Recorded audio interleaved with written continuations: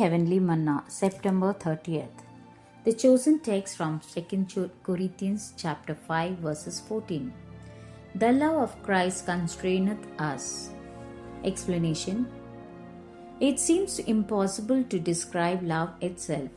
The best we can do is to describe its conduct. Those who possess a love with such characteristics are able to appreciate it, but not able otherwise to explain it. It is of God-likeness in heart, in the tongue, in the hands, in the thoughts, supervising all the human attributes and seeking fully to control them.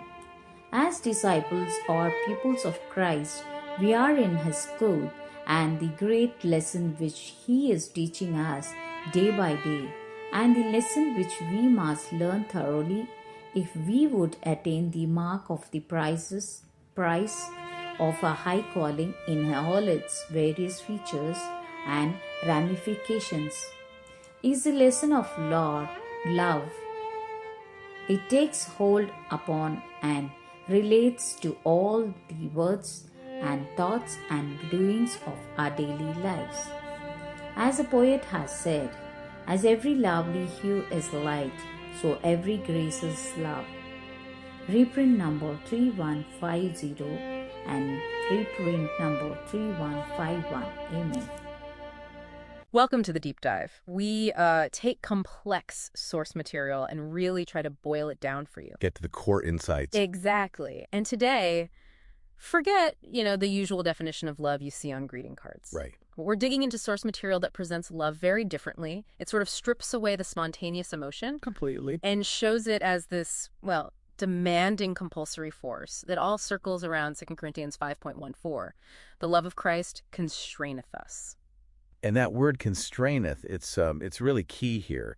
The sources don't paint it as just a gentle nudge.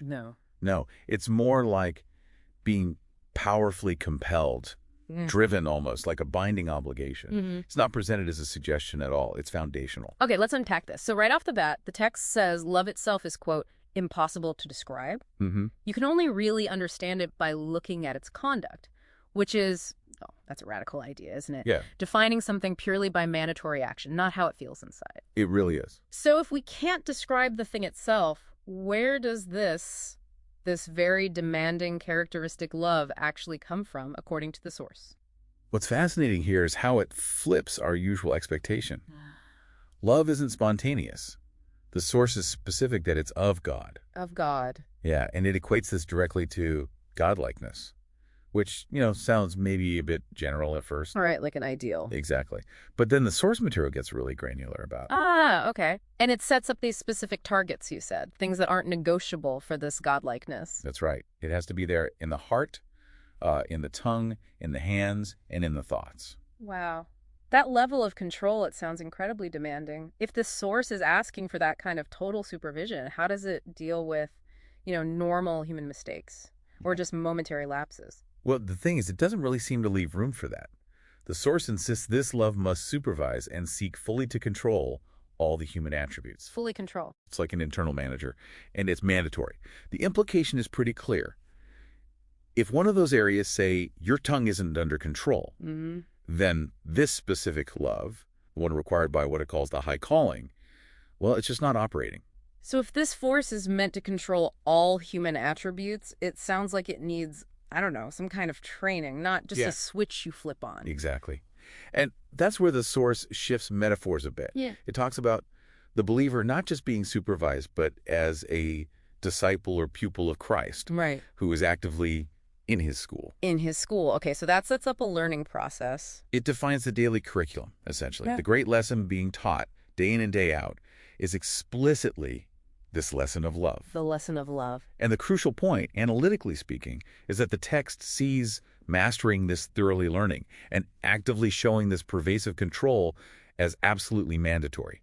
You need it to achieve the ultimate goal. which it calls the mark of the prize of our high calling. Jeez. So this isn't just about making big moral decisions then. It's like a constant 247 accountability check. That's the feeling you get. The source really emphasizes that this supervising love, it takes hold of and relates to all the words and thoughts and doings of our daily lives. All of them. That's accountability for every tiny little micro action. Yes, the scope is presented as total, and there's this poetic metaphor the source uses to sum up just how pervasive this influence is meant to be. Oh, yeah. It says, as every lovely hue is light, so every grace is love. Huh. Every grace is love. The suggestion seems to be that all positive actions, every bit of grace you might show, are just different expressions of this one single underlying compulsory force. Okay, so let's recap. We've unpacked a concept of love that's defined entirely by its outward conduct. Yeah, by what it does. It's demanding, it's compulsory, it's an all-controlling force that, according to the source, comes from God.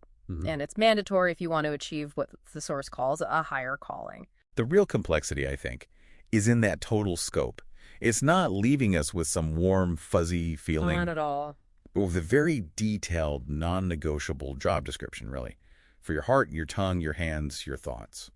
Which brings us to the hard question, doesn't it? If love is conduct, and that conduct is meant to control your hands, tongue, thoughts, you have to ask yourself, Yeah. what specific, maybe even seemingly tiny word did you speak today? Or what thought did you allow? Does it prove you are actually operating under this mandatory supervision or not?